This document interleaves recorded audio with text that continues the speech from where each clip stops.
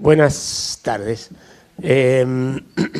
Vamos a dar comienzo lo más puntualmente posible, bastante puntualmente, esta reunión de discusión de la problemática tributaria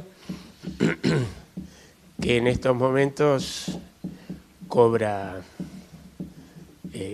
intensa actualidad, de la problemática fiscal de corto plazo, cómo hacer el ajuste, si es factible, se puede, se debe ir por la vía exclusiva del gasto, si es posible, factible, se debe hacer algo por el lado impositivo, sobre todo teniendo en cuenta que ya la presión tributaria no es baja, para decirlo eufemísticamente, pero sobre todo también pensando un poquito más a mediano plazo, nos gustaría, esa fue la inquietud inicial, pensar hacia dónde deberíamos considerar o orientar la reforma tributaria pendiente.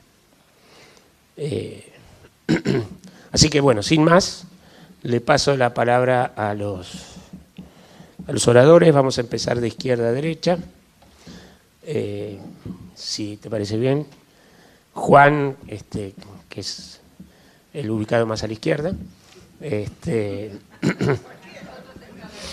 Sí, pues siempre es una cosa relativa. Es profesor emérito del IAE, de la Universidad Austral, hasta hace poco director, miembro de la Academia de Ciencias Económicas, de la Academia de Economía, de la Academia de Educación, socio del Club Político Argentino y figura harto conocida por todos ustedes. Después Antonio Hugo Figueroa, un tributarista de larga data, fue director nacional de impuestos por mucho tiempo y es actualmente, ¿no es cierto?, fuiste presidente de la Comisión de Expertos de las Naciones Unidas para temas tributarios. Y finalmente, Daniel Artana, economista jefe de Fiel, doctorado por la Universidad de California, en Los Ángeles, profesor en la Universidad de La Plata y también muy conocido por todos ustedes y por mí también, igualmente. Bueno, muchas gracias por la invitación. Espero no decepcionarte, Willy, porque yo no voy a hablar mucho de la coyuntura. No, al contrario. Menciono por esta sola vez la palabra dólar. Punto. He dicho. Y ya lo dije. 32.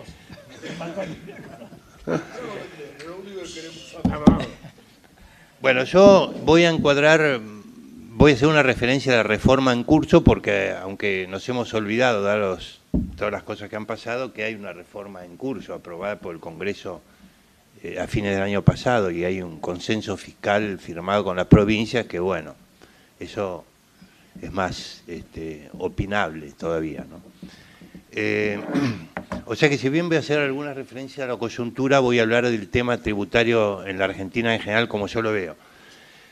Lo encuadro dentro de mi visión creciente de que Argentina, por lo menos en la economía, es un país completamente anómalo y uno de los problemas es que no lo pensamos así. Cuando digo anómalo, lo pueden leer como que estamos excéntricos respecto de la media o que estamos girando en una órbita solitaria donde no gira casi nadie.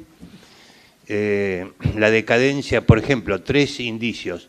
La decadencia relativa de la Argentina es incomparable con la de ningún otro país en las últimas 7 u 8 décadas. Ningún país del mundo hace 73 años que tiene inflación crónica. Hemos logrado derrotar 9 planes de estabilización con gobiernos civiles, con gobiernos militares, gobiernos radicales, gobiernos peronistas y un gobierno que no es ni radical ni peronista como este también, o sea que tenemos un lindo récord. Y lo peor de todo para mí, que hablamos con Juan Sommer al entrar, coincidimos en este punto, la Argentina es el único país a tan extremo bimonetario, o sea, con muchas características que eso implica, ¿no? La unidad de cuenta de los sectores de clase media para arriba es el dólar, no es el peso. El mercado financiero en pesos es muy exiguo, entonces si te das el lujo de tener un déficit fiscal como el que recibió este gobierno de 6 puntos o más del Producto Bruto, tenés que recurrir al financiamiento externo o hacer un shock. Los dos caminos están llenos de escollos, como lo estamos viendo. En impuestos tenemos también una naturaleza anómala, que tiene 4 componentes. Primero, el nivel de presión tributaria. Segundo, el nivel de evasión. Tercero, una carga tributaria que es la peor del mundo desde el punto de vista de la inversión y de la competitividad del país. Y en cuarto lugar, que en lo que hace a los impuestos progresivos, principalmente el impuesto a la ganancia de las personas y los impuestos patrimoniales, recaudamos poco y son de baja calidad, tal como están ahora. Todas estas 4 cosas juntas, la verdad que no las tiene tampoco ningún país. O sea, de ahí hay que partir. Primero, presión tributaria. Bueno, ahora estamos un poquito mejor que antes, tenemos 34%, pero no hay que olvidarse del impuesto inflacionario, que es 3% el que cobra el Estado y 1,9% el que cobran los bancos. O sea que esto es 4,9% del producto, lo cual la presión tributaria en sentido amplio es de 38,9%. Y esto nos ubica en el rango 36 entre 136 países,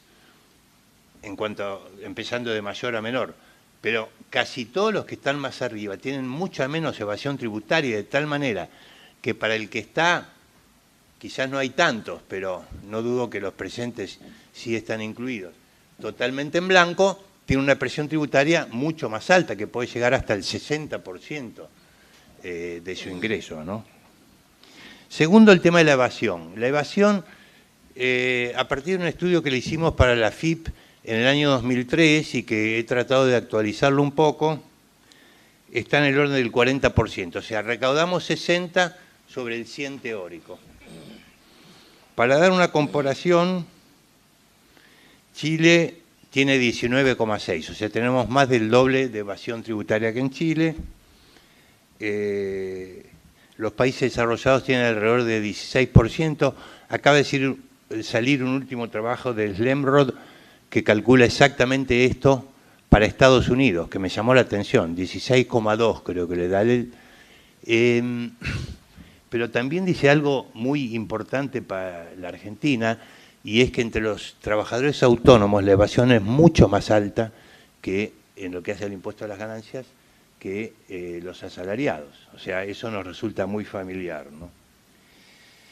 Y por supuesto es 4 o 5 veces el nivel de evasión de los países nórdicos.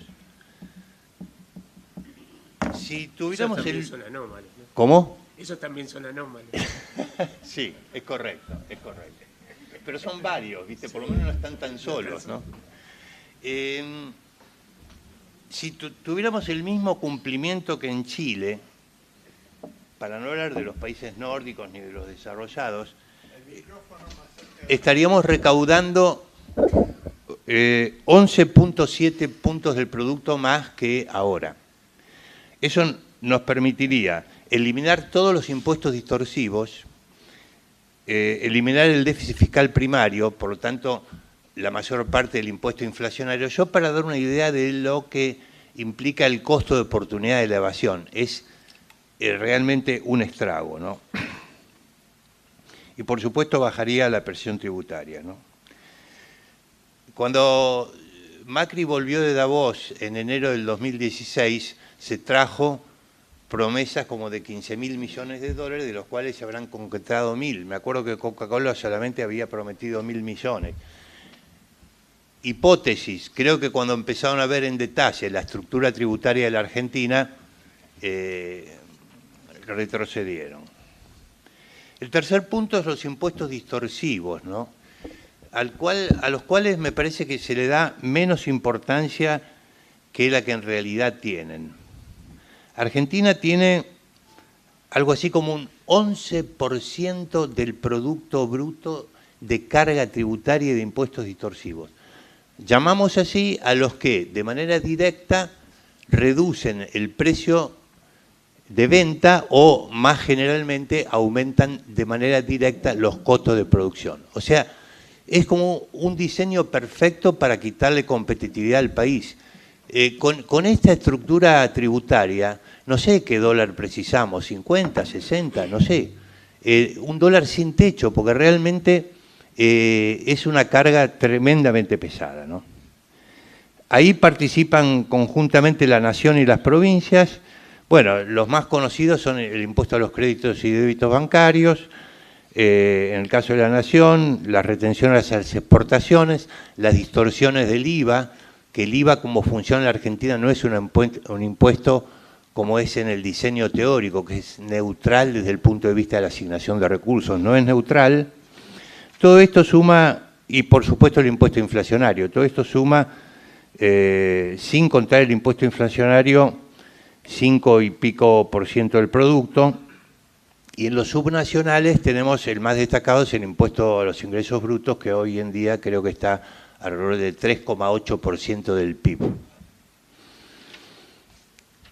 Evidentemente, cuando uno hace la comparación internacional, menos mal que existe Brasil en este punto, porque nos sigue, aunque lejos. Los impuestos distorsivos en Brasil son 6% del Producto Bruto.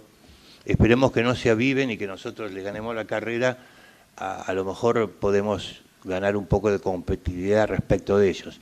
Después, por ejemplo, Uruguay y Chile tienen menos del 1% del PIB en este tipo de impuestos y los países desarrollados en promedio también alrededor del 1%. O sea, la excentricidad de la carga de impuestos distorsivos en la Argentina es realmente dramática. Y el cuarto punto es el de la progresividad o la menor progresividad claramente que tienen los impuestos progresivos, con los cuales yo obviamente acuerdo de manera amplia, siempre y cuando estén bien cobrados. En la Argentina recaudamos con esos impuestos 6,1% del PIB, 13,1% es lo que recaudan los países desarrollados y 8% en Brasil, Chile y Uruguay. O sea, aún respecto de Brasil, Chile y Uruguay estamos por abajo, 270.000 millones de pesos. O sea, si recaudáramos estos impuestos como Brasil, Chile y Uruguay, tendríamos 270.000 millones, que es una cantidad, bueno, es 1,9% del producto, es una torta realmente, ¿no? El grueso de nuestros impuestos al trabajo, nuestros impuestos de la presión tributaria, surge de impuestos al trabajo y otros que tienen aspectos regresivos como el IVA y los distorsivos ya mencionados. Por ejemplo, si ustedes van a Córdoba alguna vez y se toman una cerveza, ingresos brutos es 12%. Espero que no se les amargue más de la cuenta de la cerveza. 12 más 21 de IVA da, digamos, linealmente 33%, ¿no?, de impuesto al consumo, para dar una idea. Y en los impuestos progresivos, así llamados, hay muchas iniquidades. Por ejemplo, el mínimo no imponible del impuesto a las ganancias de las personas, en porcentaje del ingreso medio, es el doble que en América Latina y 4 veces el nivel de los países desarrollados. Digo, ¿no? Esto es claro que los trabajadores sindicalizados de ingresos medios o altos inclusive, son los que más han presionado en esta dirección. Y bueno, y todo esto se agravó con haber mantenido tanto tiempo congelado el mínimo no imponible durante la década pasada, lo cual provocó, en definitiva, una reacción. Malhada la idea, si vos nos explicás después quién le puso el nombre de impuesto a la ganancia, porque fue una mala idea, el nombre original era el impuesto a los réditos, porque en realidad es un impuesto al ingreso, no a las ganancias, pero en la Argentina hemos instalado que es un impuesto a las ganancias y muchos legisladores dicen que es un impuesto que tienen que pagar solamente los ricos, los altos ejecutivos, etcétera. Algo que no ocurre en virtualmente en ningún lugar del mundo donde hay este impuesto. en mi visión habría que integrar los aportes personales con el impuesto a las ganancias de las personas y hacer un impuesto único a los ingresos, porque los aportes personales son un impuesto, en realidad tenemos un sistema de reparto, el de capitalización que teníamos lo destruimos. Aprovecho para decir que hubo un gravísimo error conceptual porque se podría haber estatizado perfectamente el sistema, si esa era la intención, pero haber conservado el componente de ahorro. Del 2008 hasta ahora, lo que se habría acumulado en esos fondos de ahorro hubiera ayudado muchísimo a, por ejemplo, una circunstancia crítica como la Argentina tiene, más aún teniendo en cuenta la debilidad financiera que tiene el país, ¿no?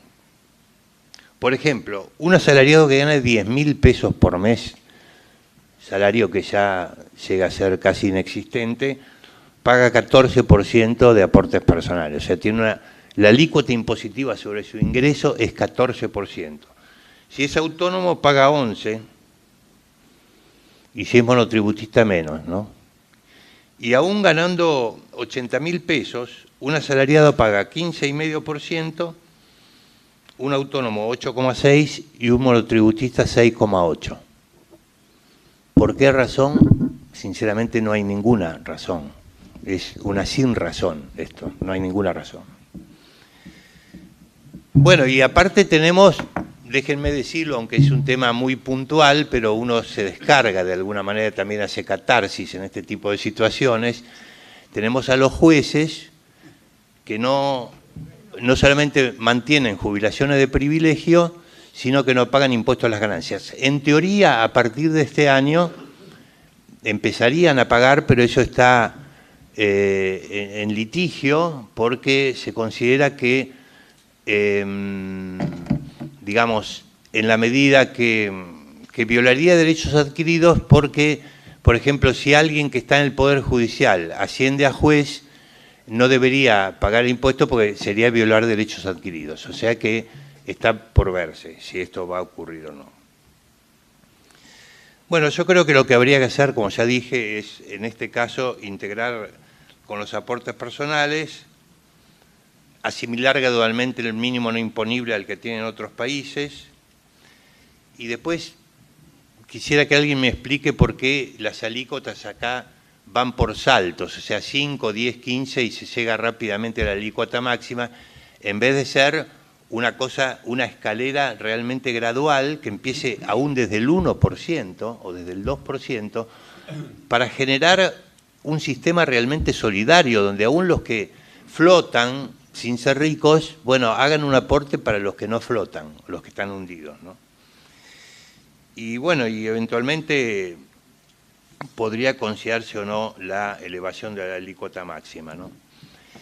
Y bueno, yo hice una propuesta que aprovecho para decirla ahora, en realidad es una propuesta que la escribimos por primera vez con Jorge Fernández Pol en el año 1985, que era reemplazar las retenciones a las exportaciones por el impuesto a la tierra y un subsidio al consumo de alimentos. Bueno, vengo repitiendo esto sin el menor éxito.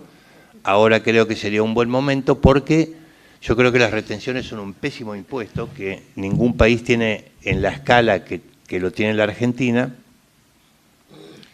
y que la verdad que hay que reemplazarlo, pero como existe el problema en parte real, menos que antes, dado que exportamos soja que no entra mucho en la mesa de los argentinos, existe un problema de tensión entre el consumo interno y la exportación. A mí me parece que en la medida que no haya un mecanismo, por ejemplo, yo ahora veía la posibilidad de transformar por lo menos una parte de la asignación universal por hijo en un subsidio nutricional. Nutricional quiere decir no solamente de abaratar algunos alimentos o dar descuentos en algunos alimentos, sino sobre todo en los más nutritivos, porque en la Argentina la malnutrición es un problema igual o peor, en realidad es bastante peor, bastante más extendido que la desnutrición, ¿no? Y bueno, en cambio de eso ya estamos viendo voces aún de muchos colegas que a mí me ha sorprendido, dada la situación de la mala palabra, que prometí que no iba a volver a repetir, pero dada esa situación que ya están como revisando la idea de si no habría que poner retenciones de nuevo, olvidándose que la soja hoy en Chicago cotizaba a $306. O sea, en cualquier momento perforamos el piso de los $300 para abajo, ¿no? Bueno, y después tenemos el tema del impuesto inmobiliario. Me siento un poco menos solo en esto porque la revista The Economist, el número anterior al que está circulando ahora, lo dedicó tema principal actualizarlo el sistema impositivo para el siglo XXI, hablando de países desarrollados, y el eje central de la propuesta era el impuesto a la tierra en sus distintas variantes, ¿no? Acá lo llamamos inmobiliario. El impuesto inmobiliario en la Argentina recauda 0,4% del PIB, en Brasil 0,7%, en Uruguay 0,7%, en los países desarrollados 1,1%, y en los países abundantes en tierra fértil, como Australia, Canadá y Estados Unidos, ¿saben cuánto recauda el impuesto inmobiliario? 2,4%, o sea, 6 veces la recaudación de la Argentina. Y yo estuve viendo las valuaciones de los campos.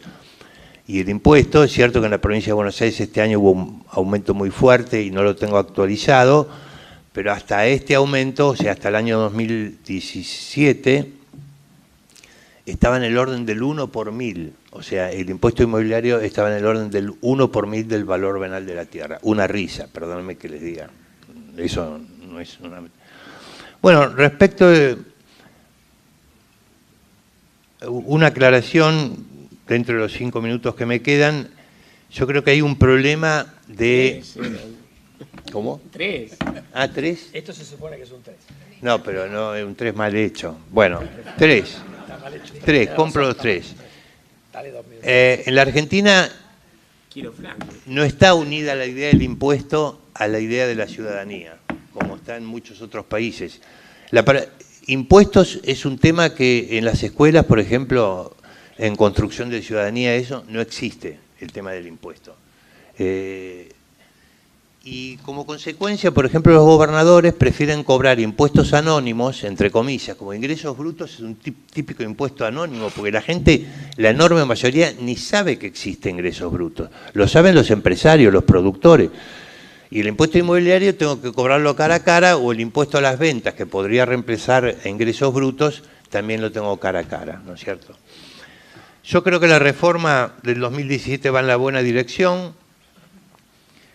Creo que fue un error sacar el mapa previsional que permitía de manera diferencial a cuanto más lejos vos estuvieras de Buenos Aires y más pobre fuera tu departamento, podías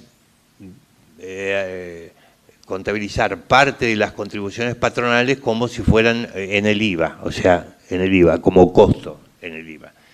Eso funcionó pacíficamente durante 20 años y ahora de golpe lo vamos a cambiar. Yo sinceramente creo que no es una buena idea. Yo creo que la reforma es muy lenta, dadas las circunstancias es muy difícil que se haga más rápido, pero yo de manera heterodoxa me pregunto si no podría acelerarse selectivamente licitando cupos asignados por el menor costo fiscal por peso invertido, o sea, a través de un sistema transparente. Ha habido experiencias de este tipo en la Argentina, lamentablemente no tuvieron la transparencia requerida y sabemos positivamente que todo este tipo de intervenciones están llenas de riesgos, pero también sabemos que la inversión en la Argentina está en 15% del Producto Bruto Interno, ¿no es cierto? Y que es un desastre, ¿no? Bueno, ingresos brutos, hubo algunos progresos como eliminar las aduanas interiores, o sea, lo que llamaba extraña jurisdicción, pero se ha adoptado un esquema de reducir, no de eliminar ingresos brutos como yo creo que debería hacer, y reemplazarlo por impuesto a las ventas. Y si ellos se llega a eliminarlo gradualmente. En fin, en síntesis y terminando, yo creo que hay que dejar de desalentar la inversión, las exportaciones y reducir gradualmente la evasión. A esto todo el cambio tecnológico puede ayudar. Por ejemplo, el chino, a lo cual yo con cierta culpa concurro de vez en cuando. Ahora la culpa me ha disminuido porque veo que me entregan un ticket. Increíblemente hay un ticket que antes no había. O sea, eso es un progreso fundamental. No, el ticket parece legal. Bueno, yo creo que dejar de desalentar la inversión y las exportaciones y reducir gradualmente la evasión son condiciones necesarias, aunque no suficientes, para lograr una progresividad genuina y para bajar la presión tributaria. Yo creo que el atajo de buscar progresividad sin resolver el problema del desaliento tremendo que hay aquí a la inversión y a las exportaciones es un camino que difícilmente pueda recorrerse. Muchas gracias, perdón por el exceso. Los socios tienen privilegio de hablar un poquito. ¿De 2 minutos o 1?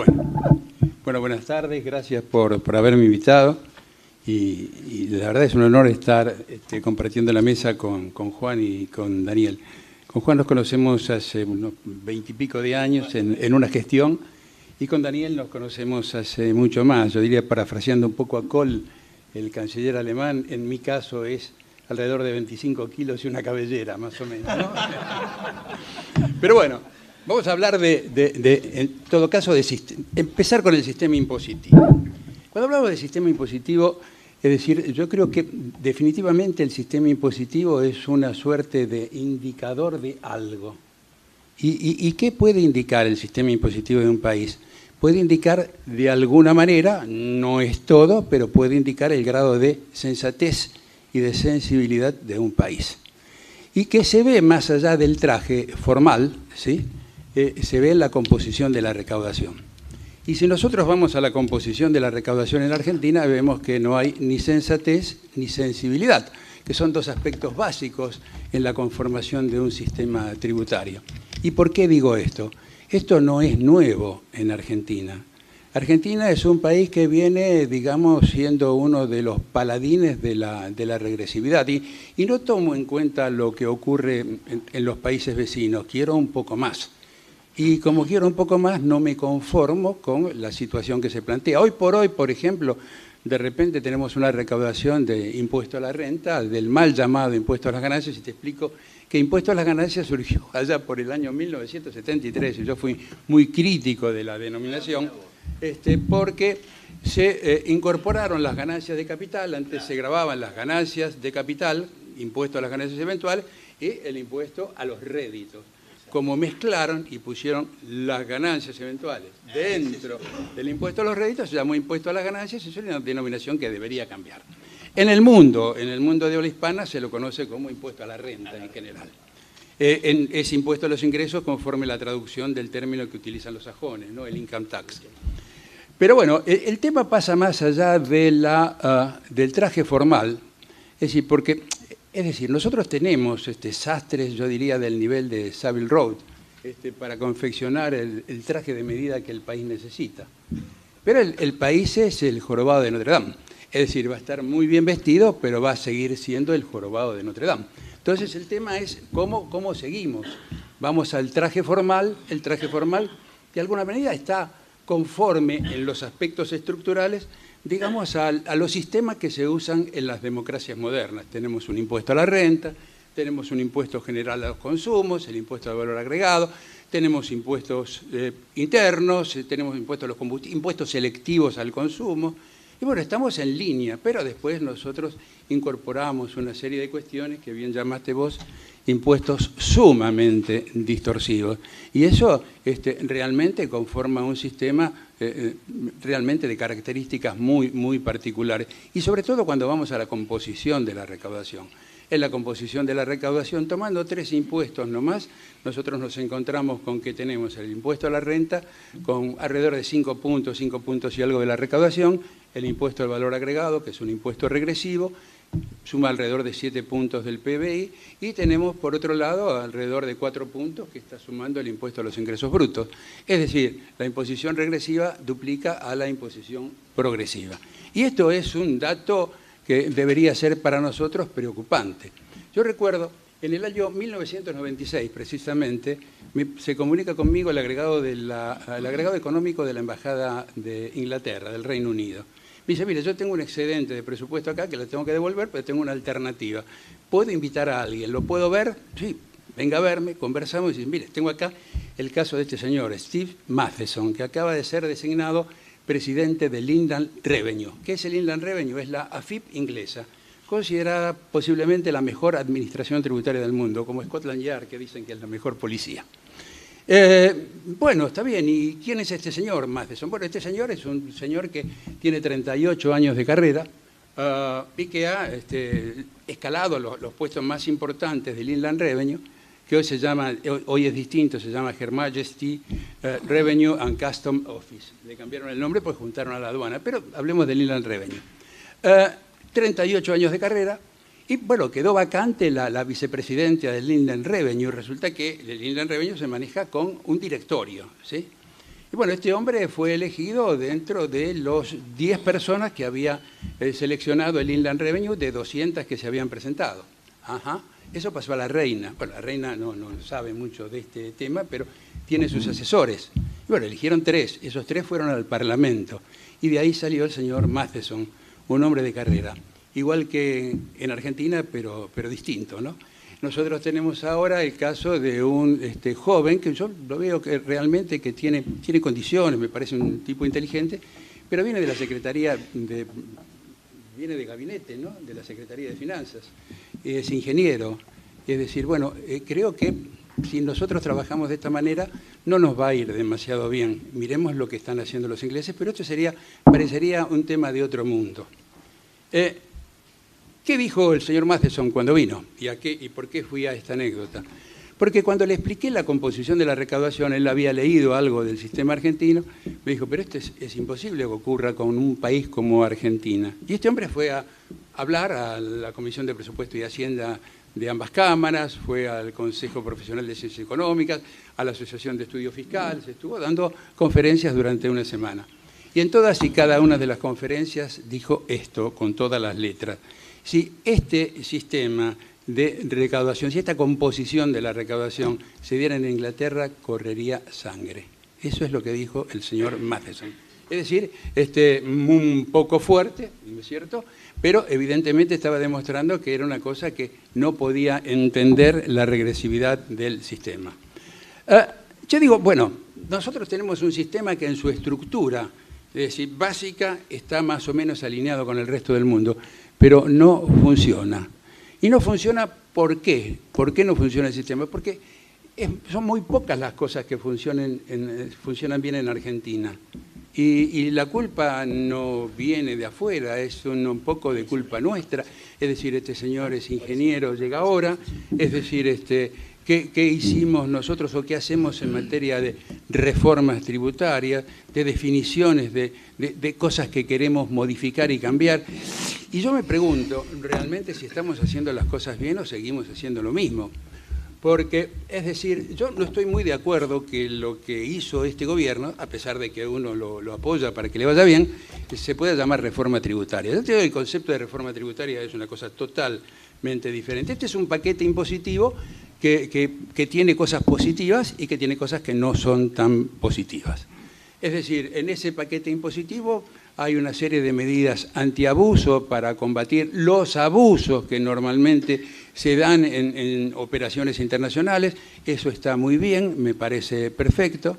No quedaba otra alternativa que reducir la presión en el caso corporativo, en el caso de las empresas, porque Argentina tenía una tasa hasta el mes de diciembre del 35% sobre los beneficios empresarios.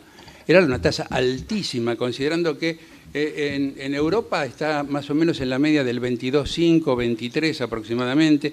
En algún caso se ha marcado como 24, pero no pasa de ahí. Y en la región está en alrededor del 27%. Otro país que tenía el mismo nivel de imposición sobre empresas, Estados Unidos, que acaba de modificarlo en el gobierno de Trump en el mes de diciembre del año pasado, en diciembre del 2017, bajando la tasa del 35 al 21%. Acá fue bastante prudente tomando en cuenta la situación argentina, se bajó del 35 al 30% para los 2 primeros años y luego se baja al 25%, no quedaba otra alternativa.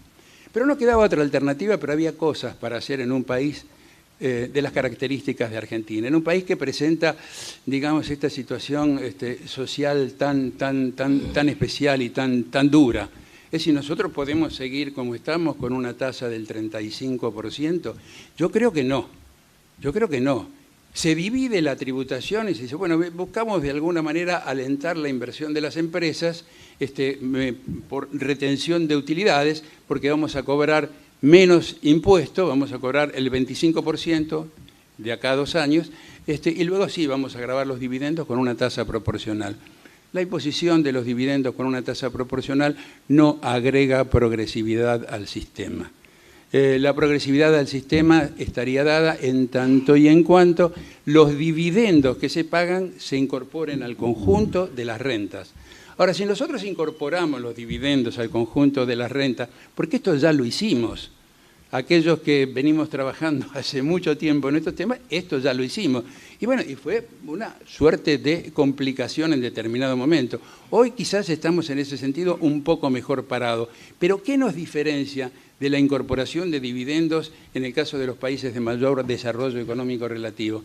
Y nos diferencia en general el grado, digamos, de mercado de valores que nosotros tenemos en relación a esos países. Esos países tienen unos mercados de valores que se los denomina mercados profundos, ¿no? Mercados que necesitan, digamos, del aporte del capital, del aporte de ese ahorro, pero que año tras año van pagando dividendos. Nosotros tenemos un mercado de capitales primario, muy rudimentario, y donde la gente que va a la bolsa, lo poco que va un poco a tratar de preservar la inversión, tratar de especular con que alguna que otra acción suba, pero no se pagan dividendos. Lo ideal, lo lógico sería incorporar los dividendos. Ahora, ¿cuál es la política de distribución de dividendos que existen en las empresas argentinas, tanto en las que no cotizan en bolsa como las que cotizan en bolsa? Y ahí vemos que no se va a dar el mismo sistema porque la integración y la incorporación de los dividendos hace a la composición de la recaudación de los países de mayor desarrollo económico relativo, porque son rentas importantes que reciben las personas físicas. Es más, en la composición de la recaudación, nosotros en el impuesto a la renta estamos con una composición al revés del mundo más avanzado. Nosotros estamos recaudando del sector empresas el 70% del impuesto a la renta, del impuesto a las ganancias.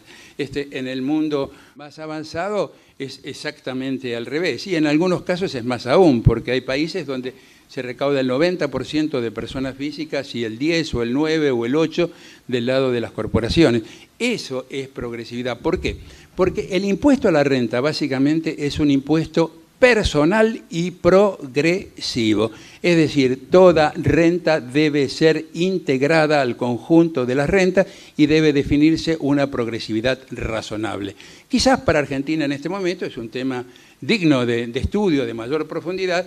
No estaría mal que nosotros tuviéramos para una tasa marginal máxima del 42 al 45%, con una escala relativamente, digamos, una curva razonable que vaya picando para el nivel de ingresos medios altos y altos ingresos, de manera tal de darle progresividad al sistema.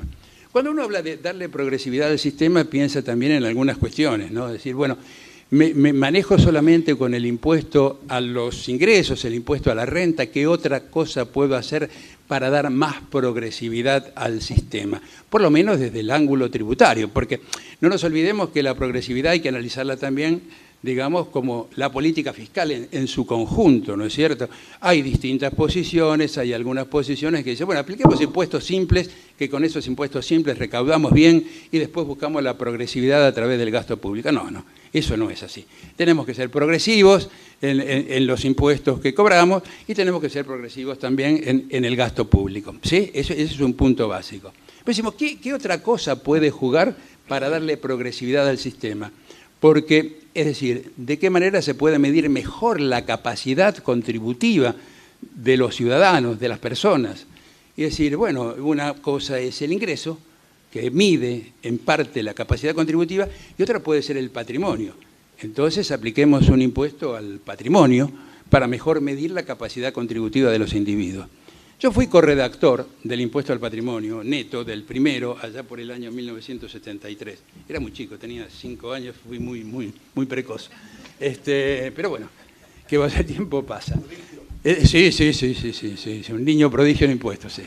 El tema que fui, digamos, corredactor de ese impuesto, yo venía estudiando bastante el tema, había sido becario de la DGI en un curso interamericano de política tributaria durante mucho tiempo, por programa de tributación OEABID, venía muy afilado en temas de teoría y técnica impositiva.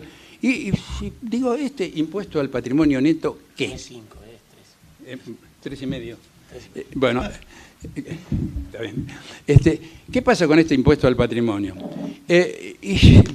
Yo pensé que no funcionaba. Uno de mis primeros artículos de junio de 1974 en la revista de la Información fue sobre la imposición al capital, que fue la ley 21.287 para capital de las empresas y después el impuesto al patrimonio neto. Y en esto, ¿qué traigo a colación? ¿O qué puedo traer a colación? Puedo traer a colación el caso de Japón. El caso de Japón fue a mediados de los 60. Hay un artículo publicado por Noboru Tanabe en los cuadernos de finanzas públicas del BIT que explica lo que ocurrió en Japón con este impuesto, que Japón también compró la idea de que esa mayor progresividad se daría no solamente por el lado del ingreso, sino también por el lado del patrimonio. ¿Pero qué ocurrió? El Okurasho, que es el Ministerio de Finanzas de Japón, se puso a estudiar el tema. Lo aplicaron, lo aprobaron, lo observan 1 año, lo observan 2 años y lo derogan. Lo dejan sin efecto. ¿Por qué? ¿Qué pasaba? El japonés es una persona que tiene una propensión muy alta al ahorro. ¿Sí? Entonces, ¿qué detectaron en el Okurasho y compañía? Detectaron que de repente había muchos ciudadanos que gastaban más que antes porque no querían pagar el impuesto al patrimonio. Y había otros ciudadanos que habían empezado a esconder sus ahorros debajo del colchón. Entonces dijeron, evidentemente, y estamos hablando de los mediados de los 60, momento en que Japón empezaba a tener una dinámica muy particular. Entonces, ¿qué dijeron los japoneses? Sin pelos en la lengua. Esto desde el punto de vista teórico estará más o menos bien, pero resulta que para Japón y sus objetivos en el sentido de crecimiento en función del ahorro y la inversión, esto no nos sirve. Afuera el impuesto al patrimonio neto. Quedaría cierta progresividad, pero ¿cuántos países están aplicando el impuesto al patrimonio neto en el mundo? En Europa lo están aplicando España, con un mínimo no gravado de 1 millón de euros, y Francia con un mínimo no gravado de 1.300.000 euros. En términos generales, no se aplica este tipo de sistema. En Argentina se aplicó y se aplicó mal. Terminamos con un impuesto a los bienes personales llamado pomposamente impuesto a la riqueza, que tenía un mínimo exento, todavía peor, que estaba en alrededor de $8.000 en algún momento, $9.000, a partir de los cuales una persona era considerada rica. Un disparate fenomenal, con el agregado que se grababa el activo.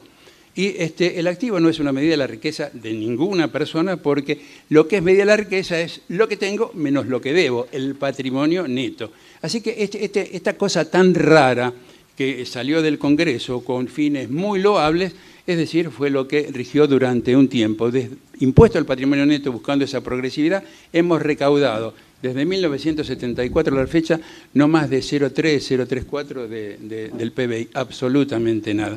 ¿Dónde tenemos que buscar entonces la progresividad? Y la tenemos que buscar, yo tenía preparado otro esquema, pero bueno, a partir de lo que vos comentaste me dio pie para que Álvaro tocar estos temas. Y tenemos que buscarla a partir del impuesto a la renta, con un agregado, perdón, un minuto más. Y ese agregado quizás sería que nosotros tenemos la necesidad de ver cómo hacemos con las provincias, que por supuesto tienen potestad de acuerdo con la Constitución, para sacar ese impuesto que viene de la prehistoria, que es un impuesto espantoso, que es el impuesto a los ingresos brutos. Es un impuesto que no da para más, y no da para más con percepciones, como las percepciones que se inventaron para el IVA, porque cuando vos señalaste que el IVA estaba mal aplicado, sí, está mal aplicado con las percepciones, está mal aplicado con una serie de cosas, porque eso demuestra la impotencia y la ineficacia recaudadora del Estado. Entonces, ¿qué hacemos con esto? Y yo dejo un tema para pensar. Estados Unidos, Canadá y Suiza, estados, provincias en Canadá y los cantones tienen impuesto a la renta, aplican impuesto a la renta. Entonces no estaría mal si nosotros lográramos mejorar, y con vistas a mediano y largo plazo, que las provincias aplicaran el impuesto a la renta. Tendrían, digamos, trabajarían en conjunto con la parte federal para el control, y quizás sería como en Estados Unidos un 25 o 30% de el impuesto federal que se paga a la renta, y las dos organizaciones, administraciones, controlando el tema. Pero esto parece ser para una Argentina improbable. Dado que no me queda más tiempo, termino acá. Okay.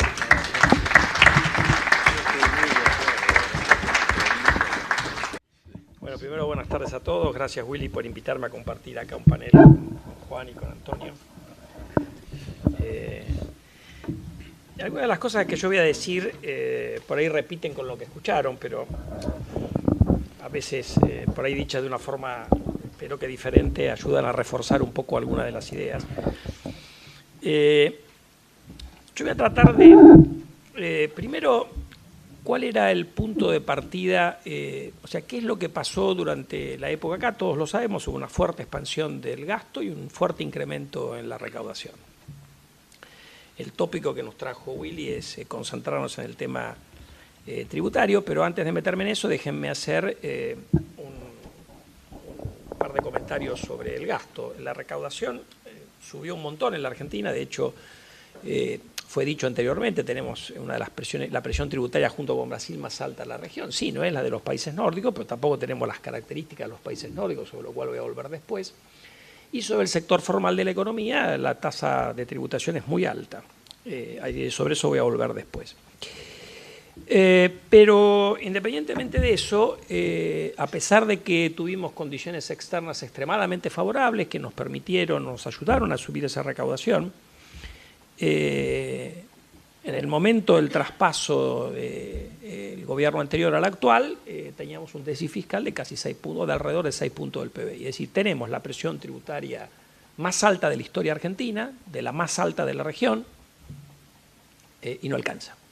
Y por lo tanto recurrimos a como impuesto, el menos deseable de todos, probablemente, que es el impuesto inflacionario, que no solamente complica el normal funcionamiento de la economía, sino que es uno de los más regresivos de todos.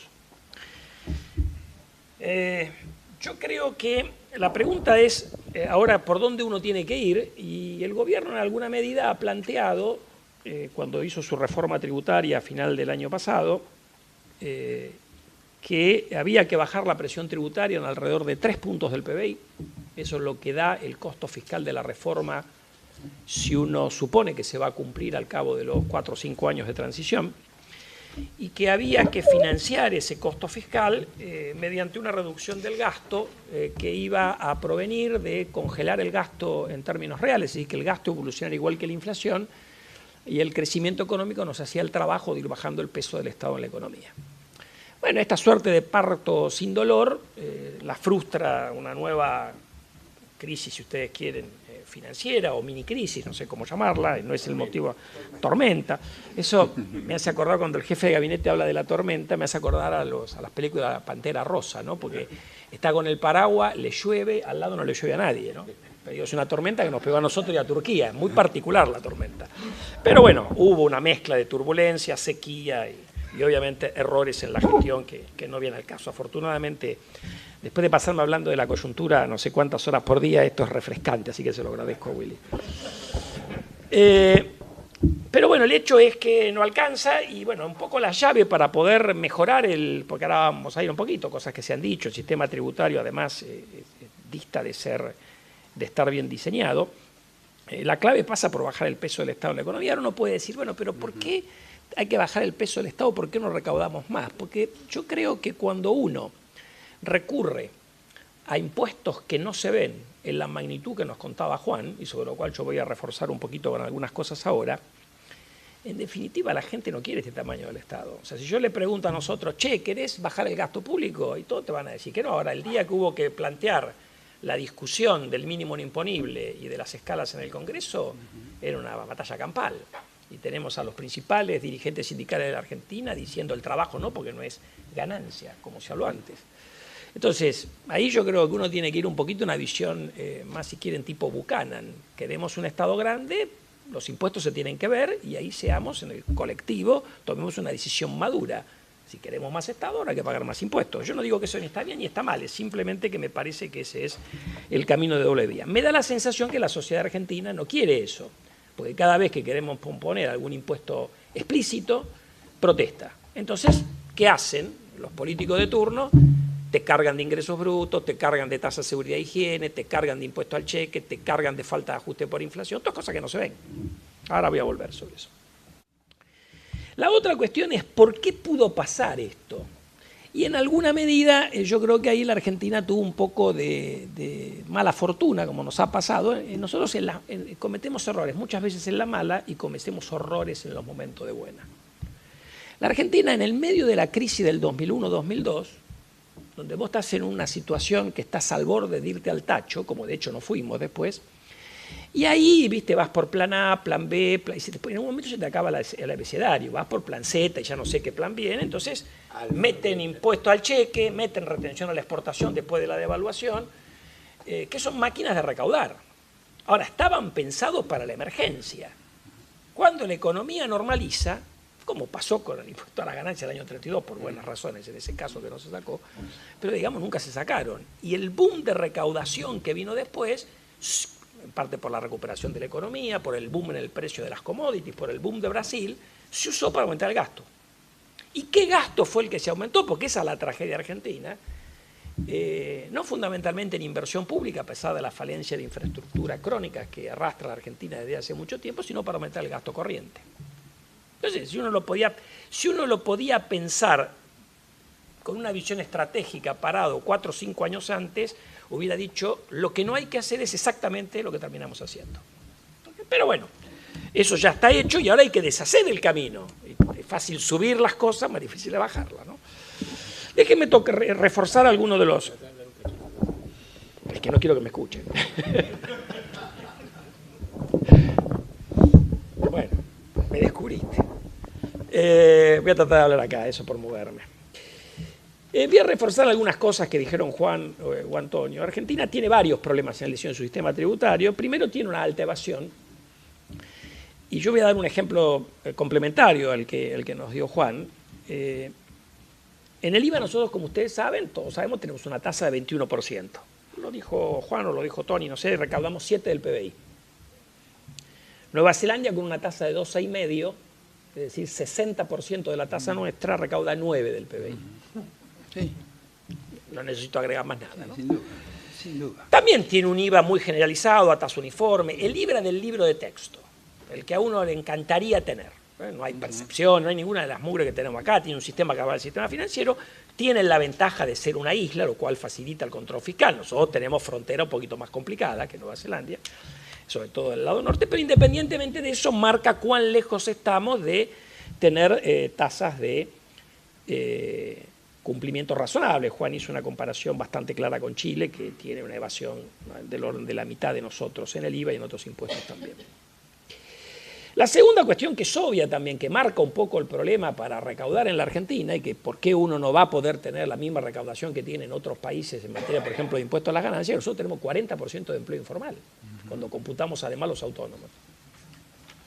40. 30 y pico de asalariados y el resto de independientes.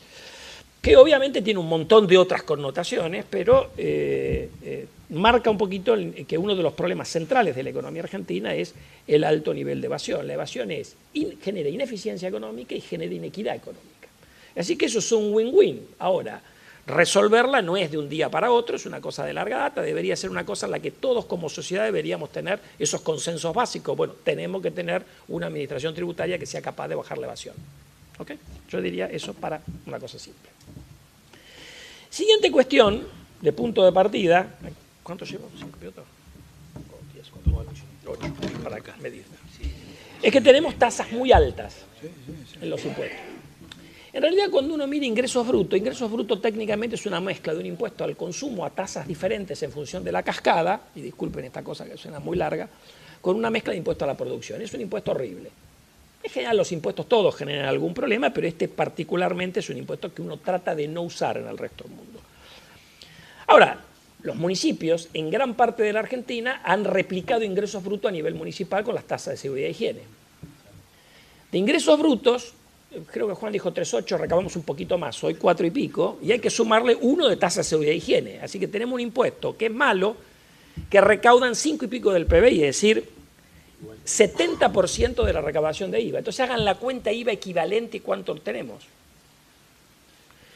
Pero no paremos ahí. El impuesto al cheque, que se cobra en realidad sobre los débitos y créditos bancarios, cuando uno repara en el hecho que más o menos el 80% de la recaudación proviene de empresas, es otro impuesto a la venta en cascada como ingreso bruto. Lo único que es uniforme. Entonces, en realidad, y recauda 2 puntos del PBI, nosotros tenemos otro IVA, que en parte metido en peor que un IVA, porque si en parte grava la producción, que lo devuelvo con reintegros, que ahora los bajaron, así que hizo una devolución imperfecta, porque va por sector, uno no sabe realmente cuánto es la cascada, pero nos vamos como un IVA equivalente, si uno lo quiere mirar como impuesto al consumo, de qué sé yo, de 40.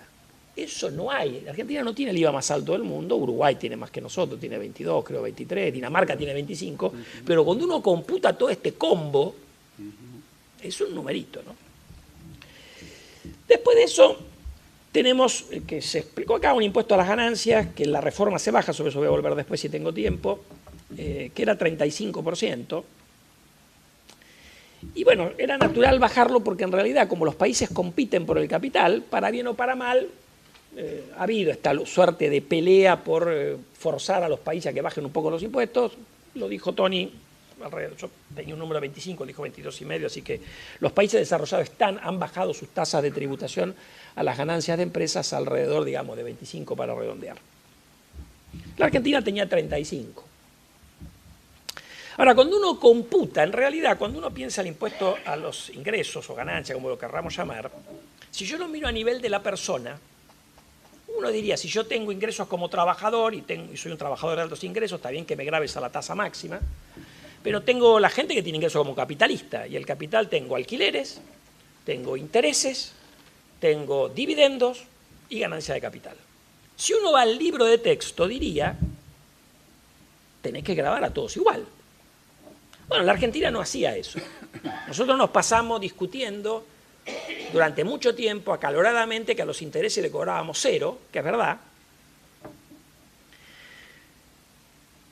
pero no reparamos en el hecho de que, bueno, los dividendos que tenían tasa 0 en cabeza de la persona, pero acababan 35 en cabeza de la sociedad, que en definitiva es de los accionistas, en una economía con inflación, la tasa real sobre los dividendos es mucho más alta.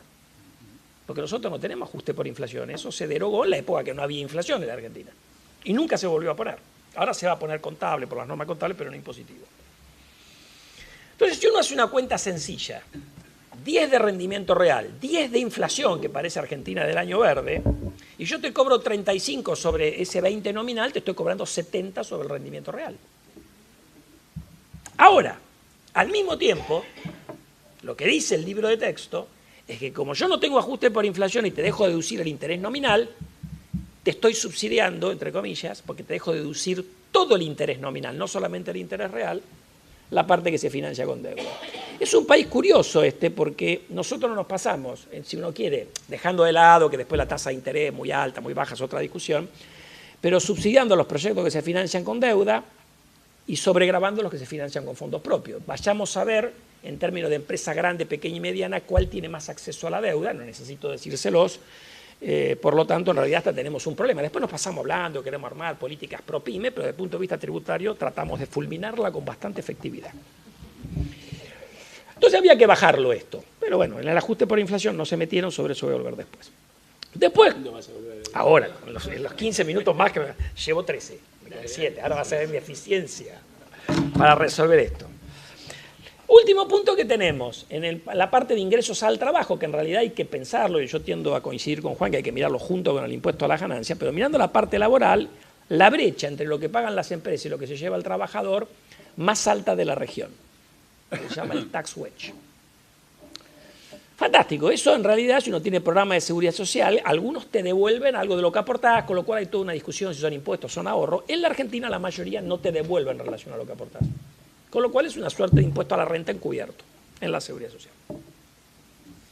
Bueno, ¿qué es lo que trató de hacer el gobierno en la reforma de final del 2007? Bueno, como dije, bajar la presión tributaria a 3 puntos del PBI. Ahora veremos qué queda en el medio de esta historia. Ustedes ya saben que hay gobernadores diciéndole, che, pateemos la reforma tributaria un poquito. Déjame subir, mantener ingresos brutos y total nadie lo ve. ¿No? O sea, el mismo cuento de antes. Pero veremos en qué queda esta historia. El gobierno nacional, yo tiendo ahí a adherir con el gobierno nacional, tratando de defender que la cosa vaya más por el lado del gasto. Obviamente que en estas emergencias lo del gasto es hachazos despiadados, algunas cosas con criterio, otras sin criterio, así que también hay problemas por ahí. Es el tema de no haber hecho las cosas con tiempo, digamos. Pero independientemente de eso, volviendo al tema que nos ocupa, lo que trata de hacer la reforma, a mi juicio, va bastante bien orientada. Dice, pongamos el impuesto al cheque todo a cuenta de ganancia, gradualmente, ¿no? Supongamos que se cumplieran los 5 años, baja ingresos brutos a la mitad, en la lógica, por lo menos en la lógica de la recaudación, trata de bajar los impuestos al trabajo, pero como no tenían plata, lo bajan sobre los de menores salarios, lo cual tiene la lógica de tratar de competir donde supuestamente la informalidad muerde más, que son los empleos de menor calificación, y después introduce el impuesto de 15% a la llamada renta financiera. Yo en general en los primeros puntos tiendo a coincidir.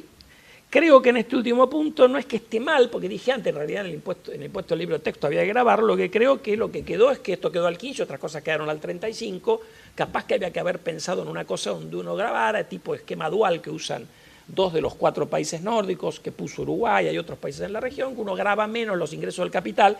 A mí eso mucho no me gusta porque rompe la progresividad, como en alguna medida lo sugirió Tony, pero tiene el problema, es una solución práctica. Como el capital se mueve más que los ingresos del trabajo, entre no agarrar nada y agarrar algo, prefiero agarrar algo. Esa es un poco la lógica que aplican algunos países nórdicos, no solamente algunos en la región. Otra vez, es para discutir, yo no estoy muy convencido de eso, pero hay alguna gente, sobre todo en el BID, que ha estado empujando la idea del dual en varios países de la región. Y después en el impuesto a las ganancias, como dije antes, lo bajan de 35 a 25, no arregla y dejan una sobretasa a los dividendos, que lo dejan en el número final en 35, así que desde el punto de vista de la persona nos queda casi todo al 35 menos los intereses que quedan al 15 y ahí creo que quedó una cosa medio rara aún desde el punto de vista de esto. ¿Dónde no se metió la reforma? Y que para mí debió haberse metido. Una cosa que dijo Juan, que es el mínimo monopolio. La Argentina tiene un mínimo monopolio en ganancias muy alto. Ahora, este es un tema muy sensible. Claro, no nos gusta pagar impuestos. Cuando nos lo ponen visible, no queremos. Yo simplemente para tomar un poquito, Estados Unidos en la década del 40, que tenía también un impuesto a las ganancias para las élites, como tenemos nosotros, con un mínimo no imponible muy alto, ya estoy, recaudaba 2 puntos del PBI de impuesto a las ganancias a las personas. Cuando lo convirtió en un impuesto de masas, y además con una marginal un poco más alta que la que tenemos nosotros, y con un mejor cumplimiento tributario, recauda lo que dijeron acá mis colegas. Entonces, parte de la solución también está en adecuarlo un poquito a la norma internacional. Después tenemos el tema del monotributo.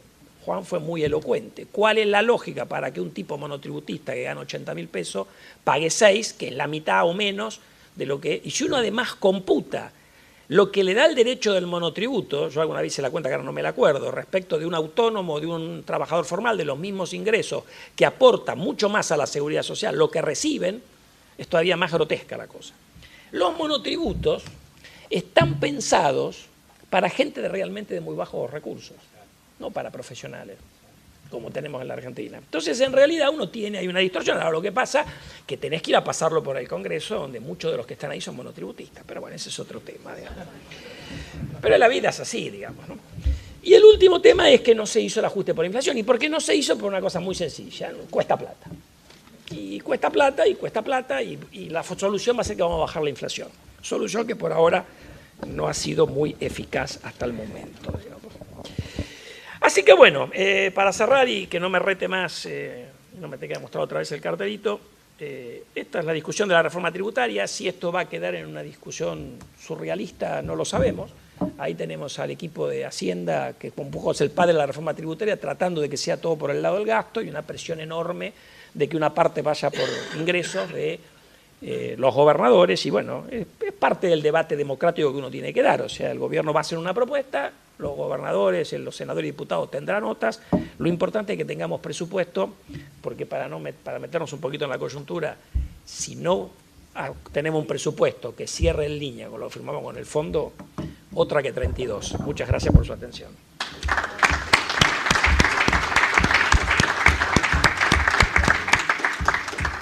Bueno, con esta dosis de esperanza, vamos a pasar la palabra. Sí, ya te anoté. Bueno, mi nombre es Fernando Aversa, muy buena la exposición. Comparto la idea del impuesto a la renta como la base, porque pienso que el impuesto al patrimonio es lo que uno adquirió cuando ya pagó el impuesto a la renta, o sea, que no tiene mucho sentido trabajar sobre eso y sí es más distributivo el impuesto a la renta.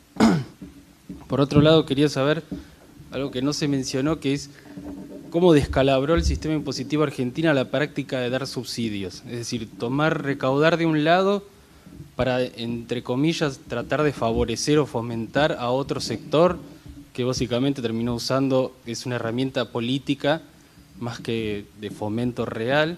Y si no se puede eliminar eso de la economía, incluso legalmente, y trabajar sobre la exención impositiva coyuntural ante una adversidad, por ejemplo, a evitar que el Estado ponga fondos, de tratar de sacar de otra parte o la recaudación, y cómo eso termina descalabrando todo, digamos. Y sé que en los países desarrollados a veces se trabaja, pero es algo muy que no se usa mucho, digamos. No se trabaja el subsidio de que el Estado haga un fomento, sino que yo creo que en este país se debería trabajar sobre la exención impositiva por un determinado tiempo, que tal actividad ante una adversidad no pague tantos impuestos o no pague coyunturalmente X impuestos. No sé, algo así si se entiende. Más o menos eso es mi pregunta. Gracias. No. Hola, bueno, muchas gracias. A mí me gustaron mucho las exposiciones. No me sorprendieron en ese sentido, todo lo contrario. Aunque no siempre es totalmente fácil seguirlas. A veces hay pasajes de complejidad técnica que por lo menos yo voy a tener que escuchar el video para ver si entendí bien. Pero bueno, creo que eso es una cuestión de tema, no un problema, un problema de ustedes. Yo quería hacer unas brevísimas preguntas que pueden demostrar justamente lo poco que entiendo de la cuestión. La primera respecto a las retenciones, ¿no? A mí no tengo ninguna duda, creo entender por qué las retenciones son ineficientes desde el punto de vista, digamos, tributario. Pero, si no me equivoco, las retenciones en algún momento jugaron un papel, que ahora la verdad es que yo no me atrevería a decir si lo están jugando o no, que tiene que ver con los bienes salarios, los bienes exportables salarios. Es decir, de alguna manera, las retenciones son un instrumento para evitar que los bienes salarios internacionalicen su precio, digamos, ¿no? Frente a cosas. Pero ¿eso tiene alguna vigencia, tiene alguna racionalidad actual? ¿Es un tema que debería ser considerado o no porque está superado por otras formas, digamos, ¿no? La segunda, sí, me parece, la lógica indica que si la evasión se redujera o redujese, la presión caería, la presión tributaria. Pero ¿cómo es el tránsito en ese sentido? Es sencillo porque si, bueno, combatimos pero puede haber un desfasaje por el cual supongamos que realmente la política sea adecuada para reducir la evasión. ¿Automáticamente por sí sola cae la presión tributaria o la presión tributaria requiere una política, reducirla a compás de el combate a la evasión? La tercera, entendí, digamos, también por qué el impuesto al patrimonio no es muy convincente. Ahora, ¿el impuesto a la herencia tiene los mismos problemas?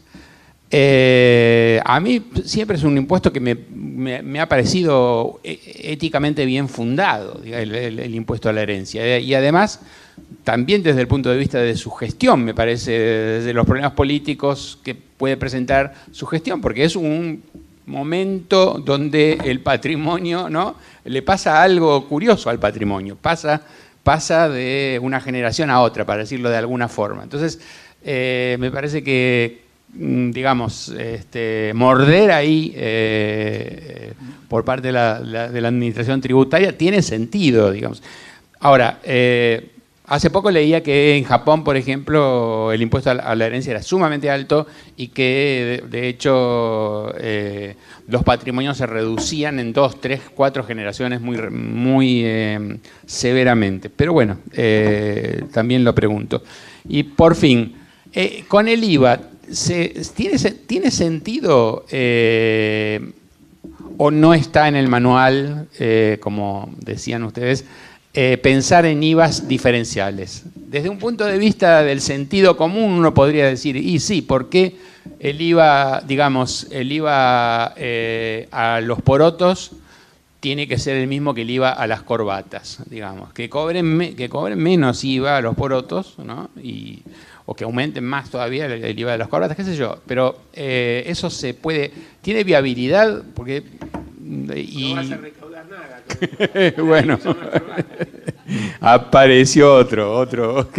Bueno, entonces esas son las preguntas, digamos, ¿no? Como Tito. Me voy a enganchar en alguna de las cosas que dijo Tito, vamos a parecer bonostriano. Primero, las retenciones. Esta es una obsesión mía. El impuesto a la productividad agraria libre de mejoras, que según tengo entendido, a lo mejor estoy equivocado, con la vía satelital y la informática es fácilmente instrumentable en un lapso relativamente corto, digamos 6 meses, que es lo que sostiene Basualdo, por ejemplo. ¿Por qué no se instrumenta y se termina con este sistema perverso de las retenciones? ¿Es porque es un impuesto nacional? ¿No saben cómo...? No entiendo el motivo. Cuando acá estuvo Gorgocopatel, se lo dije y dijo, estoy totalmente de acuerdo. No sé si está de acuerdo, no sé cuánto tiene que pagar, pero no importa. Impuesto a la herencia. Si la memoria no me traiciona y tengo fama de memorioso, el impuesto al patrimonio lo puso Martínez de Hoz y lo puso para reemplazar el impuesto a la herencia, el impuesto a los bienes personales. ¿Estoy equivocado? Bueno, después me... Pero era sustitutivo, recuerdo que hasta la izquierda dijo que era para evitar que su familia pague el impuesto. No obstante, el impuesto a la herencia, que es muy doloroso en muchos lugares del mundo, acá se ha restablecido en muchas provincias, con lo cual tenemos los dos, el patrimonio y la herencia. Finalmente, me pregunto yo si estamos tan mal en la distribución. De alguna manera, el sistema de salud, más allá de la corrupción de los sindicalistas, de todo esto, de la Argentina, con los hospitales incluidos, debe ser el mejor de América Latina. Estoy bastante convencido de ello con varias consultas que hice. El sistema de la universidad gratuita, en gran parte estatal, muchos de los que salen de escuelas medias pagas van a la nacional gratuita, que no es de todo degradada. Que no me escuche mi mujer, por suerte no está, si no esta noche duermo en la esquina, no duermo en casa. ¿La escuchaste ayer? Acortando. Bueno, y finalmente, la pregunta que nadie me va a responder. Si tenemos una población universitaria en términos absolutos y relativos de la más importante de América Latina, si tenemos una población medianamente educada y una mano de obra también medianamente educada, cuando los escucho a los tres y estoy absolutamente de acuerdo con todos, ¿cómo llegamos a esto? Bueno, empezamos en orden inverso. Bueno, yo voy a tratar de tocar un poco todas las preguntas rápidamente. Primero, un argumento para ir sobre los patrimonios en lugar de ir sobre el ingreso es que los patrimonios o la riqueza están más concentrados que el ingreso. Es cierto que tienen más problemas para evaluar adecuadamente, cosa que no discutimos mucho, pero en realidad en la economía del pizarrón, que no es la de la realidad, uno puede ser más progresivo yendo sobre los patrimonios que sobre el ingreso, después volver sobre el impuesto a la herencia, un minuto después. Ahora, ojo ahí con las comparaciones internacionales, porque cuando uno compara lo que se recauda de lo que se llama impuesto sobre la propiedad, en la metodología del fondo están incluidos impuestos que van sobre las transacciones de inmuebles, como el impuesto de sellos en la Argentina, y también están metidos impuestos equivalentes al impuesto al cheque. Entonces, si yo sumo todo eso, Argentina tiene la recaudación de impuestos a la propiedad más alta del planeta. Ahora, cuando vamos a lo que realmente es un impuesto a la propiedad, los países desarrollados en promedio, con excepciones como marcaba Juan, recaudan un poquito menos de un punto del PBI. Nosotros recaudábamos históricamente 0,6 de inmobiliario, por este tema de la visibilidad bajó a 0,4, como dijo Juan. O sea, yo recuerdo anécdota que me olvidé de mencionar antes, año 2015, Scioli en la provincia de Buenos Aires, Macri en la capital, anunciaron que iban a subir en la ley fiscal el impuesto inmobiliario 20%, no me acuerdo el número, que era más o menos la tasa de inflación. Tapa de Clarín, impuestazo. En el mismo año, en el Código Fiscal, subieron en ambas jurisdicciones ingresos brutos. Creo que salió la página 32 de Clarín. Hacia la visibilidad. Entonces eso te explica por qué recaudamos 0,4. Ahora, ojo, porque la Argentina, en otras cosas, que hay toda una discusión de evaluación, que ahora está yendo para arriba también, en otras cosas cobramos impuestos sobre la propiedad dantescos, ¿no? Recaudamos 0,2 de patente, cobrando en algunas jurisdicciones 5% del valor del auto. Eso no existe en ningún país desarrollado del planeta. En ninguno. Y además tenemos impuestos a los bienes personales, como se dijo acá. Entonces, ojo, cuando hacemos el combo, lo que tenemos por ahí es poco sobre la propiedad inmueble y más sobre otros tipos de propiedad. No es que en el agregado cobremos tanto menos y por ahí no aplicamos la progresividad, porque para eso hay que ir con impuestos tipo bienes personales, porque si cobramos sobre manifestaciones aisladas del patrimonio, es un problema. Entonces, en realidad uno tiene que hacer, como hace el impuesto a las ganancias, comprensivo. Te va a agarrar todo lo que tenés, ¿no? Y eso es lo que lo tendría que hacer la nación. Ahí empieza un tema que algunos de estos impuestos los recaudan las provincias. Hay una cuestión de ensaladas varias que condimentar ahí. En materia de subsidios, bueno, Argentina usa muchos subsidios. Teníamos la energía, el transporte, un montón de cosas tenemos, pero además hay gastos tributarios. Yo creo que vos te referías a eso. Gastos tributarios Argentina tiene. El gasto tributario, en general, yo tengo una alergia, porque por ahí mi primer trabajo, cuando recién me recibo, trabajaba en la Dirección de Investigación y Análisis Fiscal en Hacienda, Tony trabajaba en la Dirección de Impuestos, y a mí me tocaba ver los casos de promoción industrial, que eran dantescos, los expedientes que venían sin nombre, firmados, bueno, todos sabemos esa historia. Pero además tienen un problema de regresividad, hay que ser muy cuidadoso con los gastos tributarios. Por eso yo digo, una cosa es la emergencia, que en general, por lo menos en las provincias, cuando hay una emergencia hídrica, te eximen de inmobiliario, esa cosa que uno entiende la lógica de tratar de ayudar a los tipos que están en necesidad, sean productores, digamos. Pero el gasto tributario hay que manejarlo con mucho cuidado, porque normalmente es una cosa tautológica. El que más disfruta del gasto tributario es el que tiene que pagar un impuesto. Si yo tengo gastos tributarios en el impuesto a las ganancias, como hemos tenido nosotros en la Argentina, son profundamente regresivos, porque los que más se benefician son los tipos que pagan impuesto a las ganancias. El tipo que no paga impuesto a las ganancias, por definición, no come del gasto tributario. Entonces hay que manejarlo con mucho cuidado, así que yo tiendo a coincidir, como me parece lo que vos sugeriste, si te entendí bien, de acotarlos y poder usarlos en alguna emergencia. En retenciones, el grueso, me imagino que lo va a contestar Juan, son un impuesto a la producción y un subsidio al consumo. En la soja, obviamente, no hay tal subsidio al consumo. Hay que tener en cuenta que tienen un montón de problemas. Las retenciones son fáciles de recaudar, son una suerte de alternativa a un impuesto a las ganancias, pero que es bastante ineficaz porque discrimina en particular a las áreas más lejos de los puertos, que son por ahí las de menor productividad. Con el impuesto a las ganancias yo no tengo esa discriminación. Entonces, en realidad, uno diría, es preferible ir con el impuesto a la tierra, con el impuesto inmobiliario, con el impuesto a las ganancias, que el sector lo pagaría más si no tiene retenciones, pero bueno, son medidas de rusticidad fiscal, o sea, es más fácil cobrar retenciones que cobrar todas estas otras cosas que estábamos hablando. Respecto de la reducción de la evasión, y sí, si no hacemos nada, lo primero caso sube fuertemente la presión tributaria. No sé si eso es lo que queremos.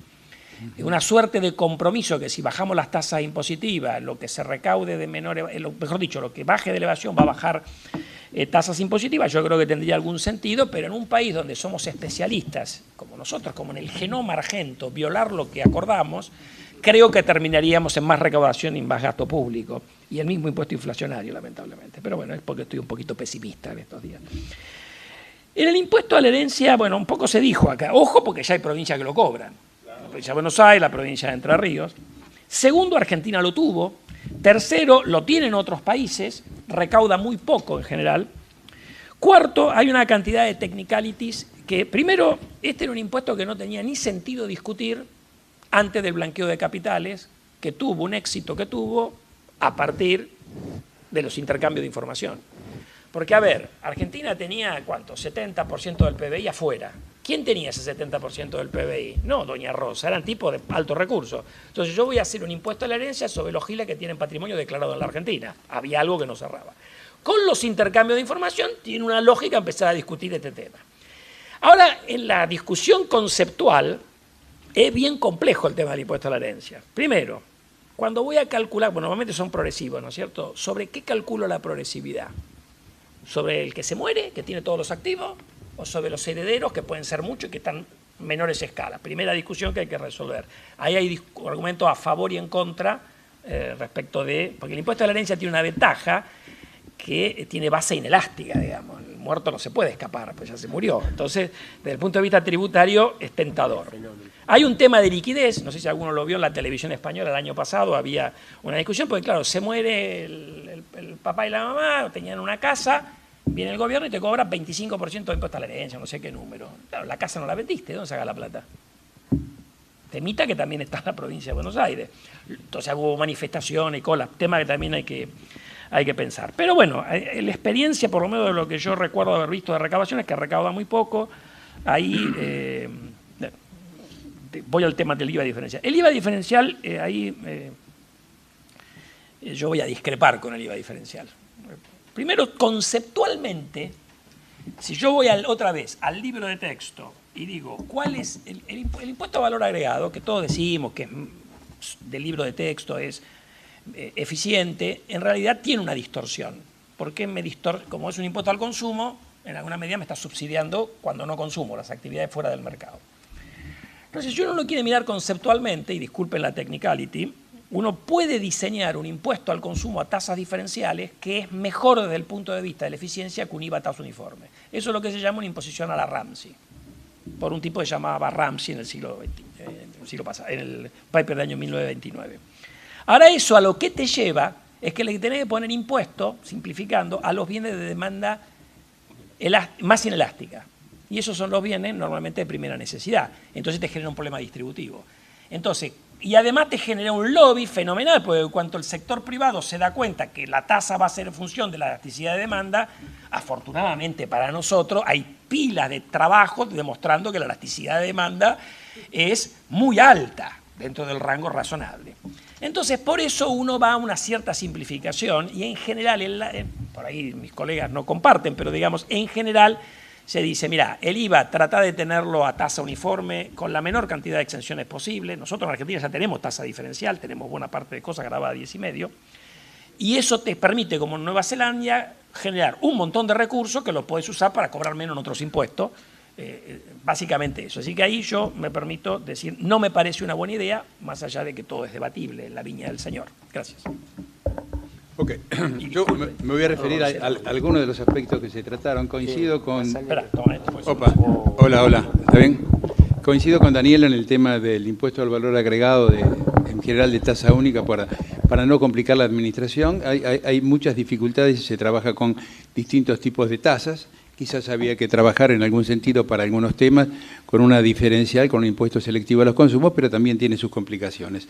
En el impuesto a la herencia, sí, yo creo que el impuesto a la herencia merece un debate, pero un debate profundo, porque cuando yo me refería a que en realidad no estábamos en presencia de una reforma impositiva, con el paquete que se presentó, que hoy es la ley 27430, que tiene sus cosas positivas, que yo comparto, pero hay cosas que a mí realmente no me gustan y que se podían hacer mejores. Pero nos iríamos un poquito del tema, porque el concepto de reforma impositiva es algo muy profundo y muy especial, como se maneja incluso en las democracias serias, ¿no?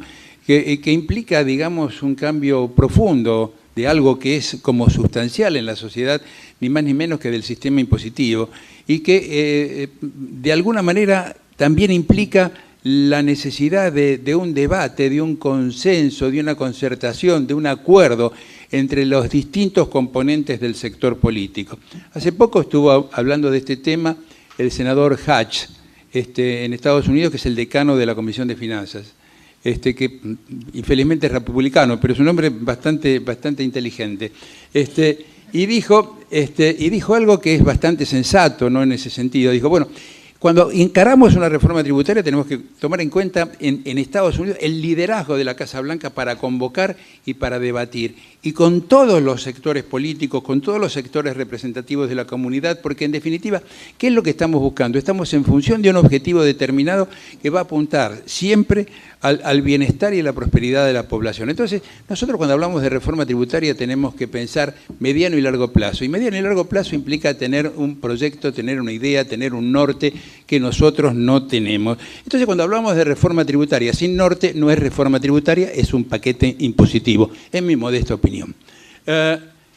Otra cuestión, el impuesto a la herencia. El impuesto a la herencia merece ser debatido porque quizás de repente para un determinado nivel, es decir, para fortunas importantes, y para fortunas importantes quizás sea oportuno tener algún impuesto a la herencia. Quizás habría que discutir con las provincias para tratar de ver si podemos tener un impuesto a la herencia a nivel nacional.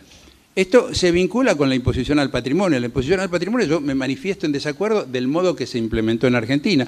Pero se puede abrir un debate y se puede discutir, y en alguna medida estoy de acuerdo con lo que acaba de señalar Daniel, pero en tanto y en cuanto ese nivel de impuestos que se aplica al patrimonio sea lo suficiente alto para terminar con la política de exterminio de la clase media, que yo creo que nosotros venimos desde hace 20 años con ese esquema y pegando muy duro. Yo recuerdo que a pesar de haber trabajado muy duro para la Alianza, el 11 de diciembre de 1999, el día después, yo señalé en una publicación que no le gustó mucho a mi amigo José Luis Machinea, que seguíamos con el mismo esquema, que estábamos apretando demasiado a la clase media. Y yo creo que esto tiene que haber alguna suerte de liberación. Cuando hablamos de los mínimos y las deducciones, yo creo que hay que tener las cosas, y lo comparamos con otros países, también hay que tener en cuenta el peso de impuestos explícitos e implícitos que soporta la población en su conjunto. Entonces, de repente, eso ameritaría tener, porque no se da en los países normales,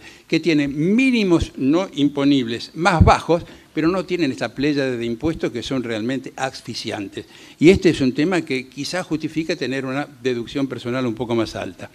¿Qué otra cuestión? Se habló de evasión y de la reducción de impuestos. Y yo creo que son cosas que tienen que, de alguna manera, si se reduce la evasión, cosa que es muy difícil, y en el camino de reducción de la evasión no va a ser absolutamente nada sencillo, porque acá hay una cuestión cultural que viene desde la época en que nosotros éramos la aduana del virreinato, ¿no? Aproximadamente. Entonces, esto hay que ir trabajándolo de a poco, y la evasión es un camino largo que hay que recorrer, pero hay que hacerlo de una manera distinta a cómo se viene haciendo ahora. Y eso va a implicar posiblemente tener un grado de presión tributaria que sea más adecuado a las características del país. Y finalizo con el tema del IVA, tasa única, que la tasa del IVA en Argentina es elevadísima, elevadísima. A mí me tocó ampliar el IVA. El IVA se aplicaba únicamente a la venta de bienes. En el año, después de una discusión con el Fondo Monetario, que necesitábamos luz verde, etcétera, se amplió al sector servicios. Cuando se amplió al sector servicios, año 1990-91, la tasa era del 13%. Esa tasa pasó en el término de 5 años, del 13 al 16, al 18 y al 21. ¿Y por qué sucede eso? Porque como el dinero no alcanza, entonces se opta por la aplicación de un impuesto. Impuestos simples, de sencilla recaudación, o el impuesto al valor agregado, que da recaudación inmediata. Pero esto es un tema que nos tiene que motivar a nosotros para trabajar de otra manera.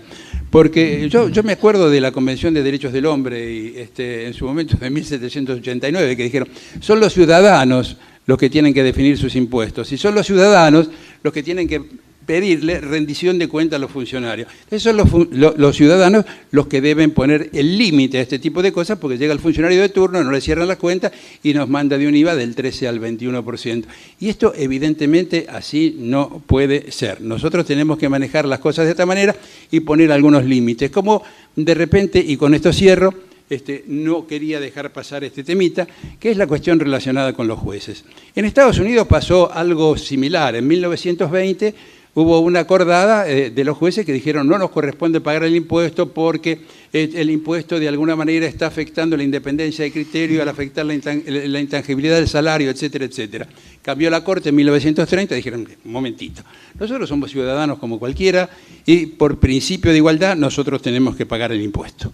En el año 1996 se elimina la exención para los jueces y para los legisladores. Los legisladores no le quedó alternativa.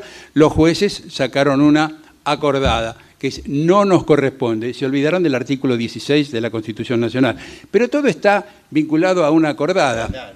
Claro, el principio de igualdad, sí. Y todos somos iguales ante la ley y todos somos iguales ante las cargas públicas y los impuestos. No hay tutía y esto prevalece sobre cualquier acordada. Ahora, ¿cómo hacemos para ir a cobrarle el impuesto a un juez? Si no paga, le tenemos que iniciar una acción judicial. ¿Y quién se le inicia? El juez. Entonces ahí está, nos cierra. O va a la acordada y tendremos que ir a la Corte Suprema, decirle a Lorenzetti, termina con esta historia porque no va más. Y no va más a punto tal que me dice, bueno, la intangibilidad del salario, porque de alguna manera eso hace a la independencia del criterio del juez. Y el amigo Zaffaroni, que no es juez, sino que está jubilado, está cobrando 360.000 pesos por mes y no paga impuestos. Yo hice el cálculo más o menos de lo que debe pagar. Y le tocaría pagar 1.400.000 anuales, 120.000 pesos por mes. El ministro, muy preocupado porque tenía que bajar algunas... digamos así, algunos subsidios que había dado a las exportaciones o que iba a dar, que más o menos estaban en el orden de los 10 o 12.500 millones de pesos. La justicia deja de pagar impuestos por alrededor de entre 8.500 y 10.000 millones de pesos aproximadamente. Esto no da para más.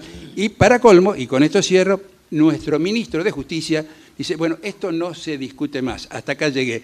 Lo voy a aplicar para los jueces que se nombran a partir... Pero, perdón, ¿quién es el ministro para decir que esto no va más? Esto está mal, es con ministro o sin ministro, y los jueces tienen que pagar. Y somos nosotros los que tenemos que reclamarlo. Bueno, te dejo. Bien, si ven que en algún momento me paro y me voy, no es porque estoy enojado, sino porque 5 minutos antes de las 9 me tengo que ir. Respecto de la... quería reforzar tu punto de los jueces, porque además es el único sector, creo que lo dije, pero lo reitero, que todavía conserva jubilaciones de privilegio. O sea, las jubilaciones, tengo el honor de haber pertenecido al gobierno que derogó las jubilaciones de privilegio para el Poder Ejecutivo y Poder Legislativo, y tengo en casa, les puedo asegurar que es una pila de este tamaño, pero se la pedí a Schultes, que era el secretario de Seguridad Social, y la tengo, recuerdo, la lista impresionante de gente que cobraba, y muchos todavía cobran jubilaciones de privilegio porque eran derechos adquiridos. Los embajadores no cobran también el privilegio. Menos mal que se fue Archie Lanús. No lo sé eso, no lo sé. Yo voy a tardar breves puntos, algunos. El de las retenciones es el que más me interesa. Primero, Tito, la verdad es que, insisto, ningún país del mundo ha elegido este camino, y nosotros, pese a habernos tropezado reiteradamente con las mismas piedras, Argentina debe haber adoptado otra política de largo plazo, por ejemplo, con impuesto a la tierra o inmobiliario, porque son parecidos. Tendría un sector agropecuario un 50% mayor del que tiene hoy, tanto en ganadería como agricultura. O sea que el costo ha sido tremendo. Si vos lo comparás con lo que progresaron en esa misma década, o sea, todo el periodo kirchnerista, Uruguay, Brasil, Paraguay, Nueva Zelanda, Australia, todos los países progresaron 2 o 3 veces lo que progresó la Argentina en producción agropecuaria. O sea, el sistema es nefasto. Es cierto que existe el problema de cierto conflicto, mucho menor ahora que antes, por el tema de la soja, entre exportaciones y consumo interno, pero creo que hay que buscar otro tipo de soluciones, no esa. Nosotros somos muy buenos para gastar dólares y muy malos para generarlos, ¿viste? Y ese es uno de los pocos sectores que tenemos que más o menos puede generar dólares. El impuesto inmobiliario o el impuesto a la tierra es un incentivo a aumentar la producción en la práctica. O sea, porque vos podés de alguna manera licuar ese costo fijo aumentando la producción, el otro te desincentiva la producción clarísimamente, ¿no? Yo creo que se perdió la oportunidad, nosotros también lo habíamos sugerido en varios trabajos, como verán, mis trabajos no son muy populares, por lo menos entre los políticos.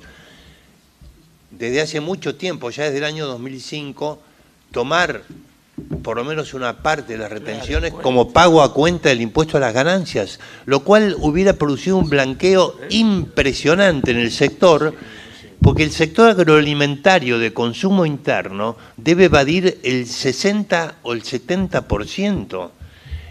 No hay manera de que empresas grandes, modernas, vengan a competir en la industria agroalimentaria porque en gran medida funciona en negro o en gris oscuro, digamos, ¿no? Entonces, eso hay que tenerlo muy en cuenta. Lamentablemente, ese camino no se siguió, yo creo que hubiera sido un camino mucho más productivo y bueno para el país. Respecto del tema de la herencia, yo sinceramente lo miro más bien con simpatía, no lo he estudiado a fondo, vi que, un poco como dijo Daniel, solamente la mitad de los países desarrollados lo tienen y aparte no recauda mucho. Sorprendentemente, diría por ahí que la alícuota es muy baja, pero no se recauda mucho. Francia no recauda mucho. No, mucho, en general es menos del 1% del PIB. Pero en general la recaudación es menos del 1% del PIB, menos. A ver, yo puedo meterme ahí. En realidad, el problema del impuesto a la herencia es que algunos lo llaman, por eso está hecho acá con una ventana, el impuesto a la muerte súbita. Porque lo que empezamos a hacer, los que estamos más creciditos en año, empezamos a poner las propiedades a nombre, a nombre de alguna... A ver, tipos de plata, tienen asesores tributarios. A nombre de los Tony, herederos. Arman una sociedad, ponen las cosas a los herederos. Si uno acá en la Argentina hace eso 5 años antes de morirse, chau, impuesto a la herencia, no te agarran.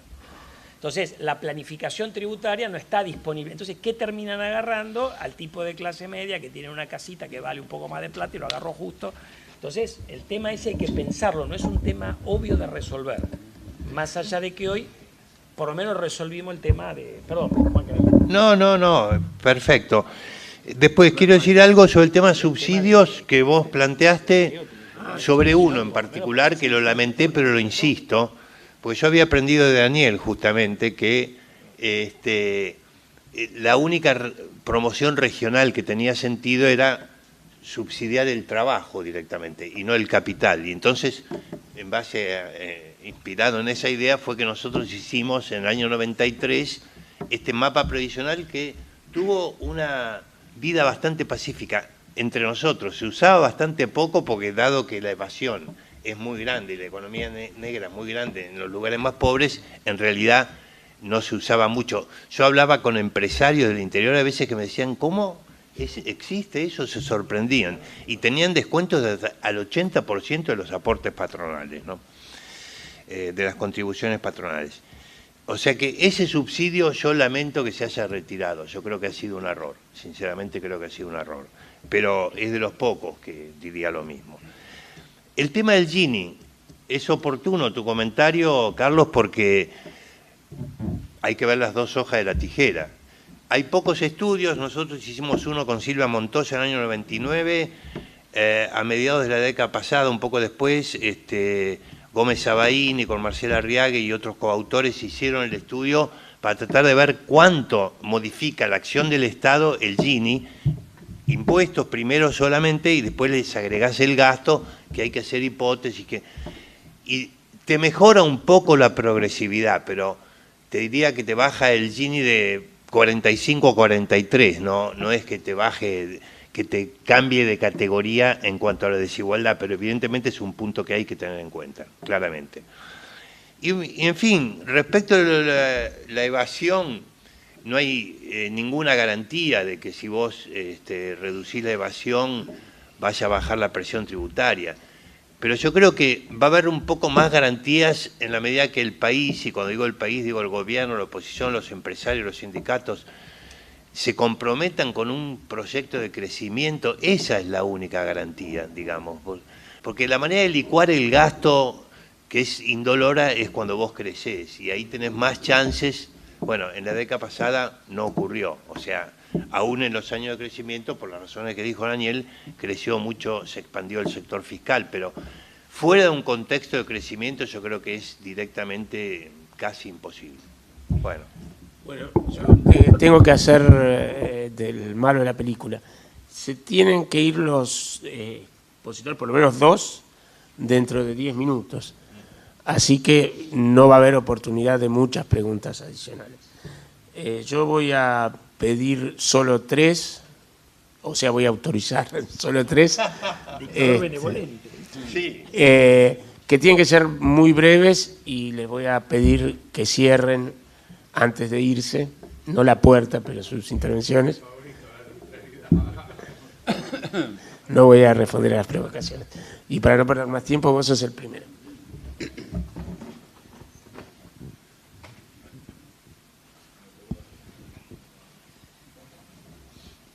Digamos que se ha hablado fundamentalmente... Perdón. Sí. No, está perdonado. Sí,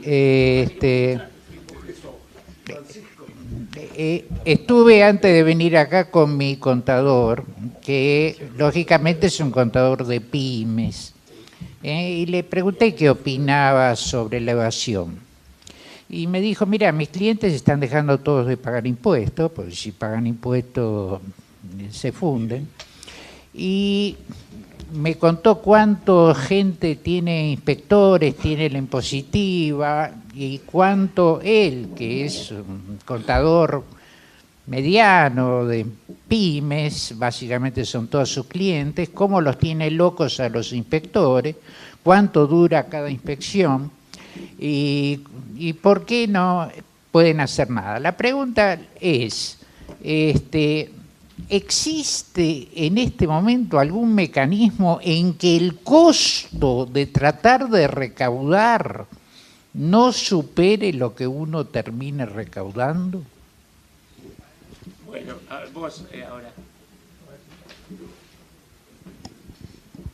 Acá estuvimos hablando de cómo se generan impuestos o cómo se resuelven los temas impositivos. No se escucha. Así. La pregunta es, ¿qué pasa con el gasto? Porque acá estamos hablando todo de la recaudación. Ahora, ¿cómo hacemos con el gasto? Punto 1, o sea, ¿en qué se podría ahorrar? Y segundo, acá están hablando y muchos hablan, tendría que haber un acuerdo político y yo no lo veo. ¿Cómo hacemos un acuerdo político? Estamos en condiciones de pensar que este gobierno va a hacer un acuerdo político con el Frente Renovador, con el Frente para la Victoria. Entonces, primero hablemos qué se puede, ahorrar, cómo se puede disminuir el gasto. Y segundo, si eso es suficiente, porque si no hay un acuerdo político, no sé. El tema del gasto más una próxima encuentro.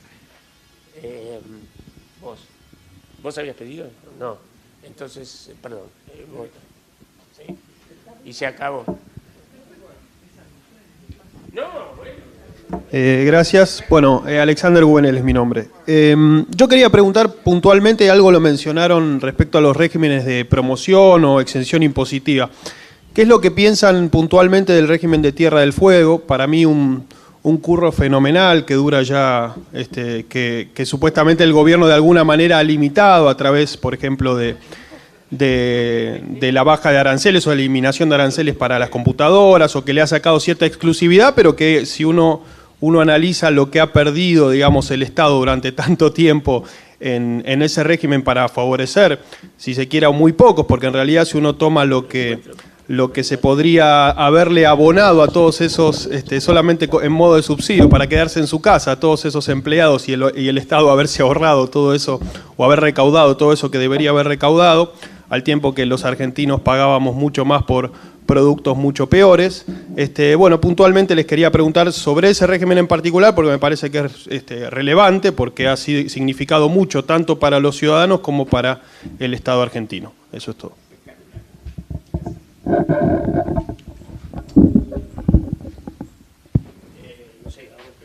Que empiece Juan, que se tiene que ir. Gracias. Muy brevemente sobre el tema de la evasión, no voy a contestar exactamente la pregunta que vos hiciste, pero me motiva a un tema que es muy importante. La verdad que no tenemos un sistema de castigos para la evasión que funcione. Sinceramente, la moratoria del 2014 creo que fue, ¿no? Aunque vos estuvieras ya a punto de ir preso, perdón, los términos jurídicos no es muy fuerte, si de ahí en adelante pagabas todas las cuotas de la moratoria, te salvabas de toda culpa y cargo. O sea, se votó la ley penal tributaria con pompa y circunstancia en el año 90 como parte del acuerdo radical peronista y se festejó y en la práctica no ocurre mucho. O sea, la verdad que el costo en la práctica de evadir en la Argentina a mí me parece que es muy bajo, ¿no? Me parece que es muy bajo. Y respecto a los acuerdos, yo no sería tan escéptico. Si miramos acuerdos marco, siempre se le olvida, pero hubo una cosa llamada diálogo argentino, cuyas conclusiones hasta hace poco estaban en internet, en un sitio que se llamaba Presidencia Dualde. Ahora el sitio Presidencia Dualde, no sé por qué razón, ha desaparecido. Pero hasta el año pasado estaba, hasta el año pasado. Y el documento se llama Consenso para las Reformas, y es un documento que Dualde dijo que iba a hacer su programa de gobierno. Bueno, después lo acortó, pero no creo que por esa razón no se aplicó. Pero ahí se obtuvo. Y yendo a cosas más concretas, a fines del año pasado, porque con el clima que se vive hoy parece que estuvimos poco menos que en Siria, pero a fines del año pasado acá se votó, está bien, Antonio, respeto, no será una reforma, pero un cambio impositivo que se votó en el Congreso y se hizo el acuerdo, el consenso fiscal. O sea que tampoco, yo diría que es imposible en la Argentina lograr acuerdos, sobre todo cuando uno o tiene circunstancias muy especiales o va a temas bastante concretos, ¿no? No lo descartaría.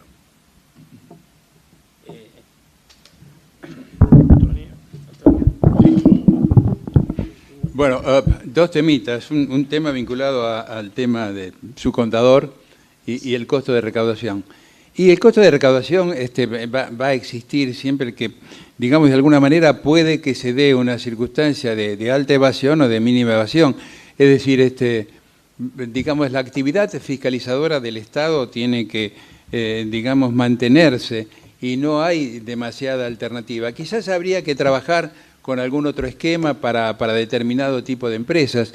Yo me acuerdo y lo señalé en más de una oportunidad, y esto es materia de una discusión para eso que se llama reforma tributaria, es decir, del tax shift de Israel o del impuesto, digamos, a forfait de Francia para determinados emprendimientos, donde sobre la base de un esquema determinado se tiene que pagar un impuesto determinado también.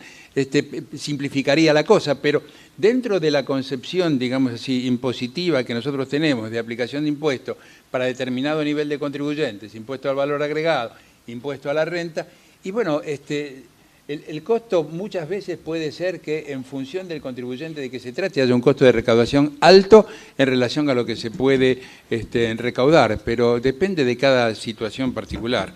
En respecto del tema de Tierra del Fuego, este es un tema que sí, evidentemente hay que tratar de buscar algún tipo de salida para la eliminación del régimen, con todas las implicancias políticas que ello implica, ¿no? Porque, es decir, yo estoy en desacuerdo con todo tema promocional, ya sea sectorial o regional, y no me olvido de un trabajo que hice allá por el año, vos debes acordarte, sobre la reforma de Estados Unidos del año de Reagan, que señaló un punto muy particular. Eliminó el crédito fiscal que tenían las empresas norteamericanas por la adquisición de bienes de capital, que lo tenían desde hacía 25 años, entre otras cosas, dentro de esa reforma. ¿Qué dijo la Unión Industrial Norteamericana? Que era el certificado de defunción de la industria norteamericana. Pero un escándalo fue. Año 1987 empezó esa reforma. Año 1988 se verificó el mayor nivel de inversiones en bienes de capital de toda la historia de Estados Unidos. ¿Por qué? Y porque había expectativas económicas muy favorables, que por ahí pasa el tema de la inversión, más allá de la promoción. Y esto del sur realmente yo creo que no da para más. Ha generado muchísimos problemas. Pero bueno, hay que manejarlo con mucho tacto político por los... qué sé yo, y hay que manejarlo con un timing muy especial y social, ¿no? Y social porque hay que resolver el tema de las personas que no son muchas, que quedarían sin trabajo. Pero es que ese tema no da para más, eso sin duda. Bueno, yo voy a agregar rápidamente un par de comentarios. Cuando uno piensa los impuestos, en realidad tiene que tener en cuenta cuánto le cuestan al fisco y cuánto le cuestan a los contribuyentes cumplir con esos impuestos, ¿no? Claro. Y eso hay un trabajo de Slemroth, ya que Juan lo mencionó, que trata de hacer eso en la composición. Ahí hay que tener cuidado, porque los impuestos, por ejemplo, un impuesto que cuesta muy poco recaudar es el impuesto al cheque, que dijimos que no era el mejor, digamos. Así que ahí uno tiene que poner en la balanza todo. O las retenciones. Por eso uno tiene que poner en la balanza todo y después tiene que tomar. Ahora, si uno después hace a la capacidad de pago de las empresas, de la gente, ahí es un tema más complejo. Hoy tenemos la paradoja de que mucha gente está dejando de pagar impuestos porque sale más barato endeudarse con la FIP que pagar la tasa que te cobran los bancos. Entonces, ahí como que no sé si la corrigió la FIP, pero digamos, yo he estado escuchando discusiones de empresas grandes diciendo qué regalito tengo acá. El banco me cobra 60, la FIP me cobra ¿cuánto? 30 y pico. Pero bueno, eso es parte de la distorsión de la macro, nos meteríamos en la coyuntura que no tenemos ganas de meternos. Respecto del gasto, bueno, yo creo que es el tema central, lo hablamos, pero como dijo Willy, es para otro panel. Del régimen de Tierra del Fuego, yo voy a tratar de hacer un minutito de historia. Primero, cuando uno mira incentivos, yo creo que la literatura sobre incentivos a la inversión, sectoriales, etcétera, es bastante negativa para los incentivos. Ahora, eso están pensando en incentivos como lo comentaba Tony, que era 7% de la inversión, el gobierno te daba lo que se llama un tax credit en Estados Unidos, o cuando te eximen parcial o totalmente el impuesto a las ganancias, cosa que Argentina tenía. Lo de Tierra del Fuego es un curro de otra categoría. ¿Cómo fue la promoción industrial? O sea, que vos factures impuestos y te los metas en el bolsillo es una cosa... Yo voy a contar, en el régimen... por ahí fueron a verlo a todos. Una vuelta vi una misión del fondo de uno que después fue subsecretario de tributos en España y un mexicano que también fue funcionario en México después. Yo tuve que explicarles 3 veces cómo funcionaba la liberación del IVA en la Argentina, pero no lo podían entender. No es que no lo podían entender, no podían creer que uno hubiera destruido el IVA como habíamos hecho nosotros. Y eso ocurre porque justamente uno no tiene gente que entienda mínimamente política económica. Cuando el régimen de Tierra del Fuego se venía achicando. Chao. Se venía achicando, llega al final del 2007 y en aquel momento no tenían mayoría en ambas cámaras el kirchnerismo y el cuento es que Néstor necesitaba el voto de 2 senadores de Tierra del Fuego. Ahora, el voto, en lugar de volver a poner impuestos a los aire acondicionados, a los celulares, para que en el resto del país lo facturaran y lo ingresaran al fisco y los que estaban en Tierra del Fuego lo facturaran y se lo metieran en el bolsillo. Si vos tenés un ministro de Economía con criterio, y la que había en ese momento no tenía criterio, buscás un mecanismo menos distorsivo para tratar de ir desarmando esa máquina de generar curros fiscales.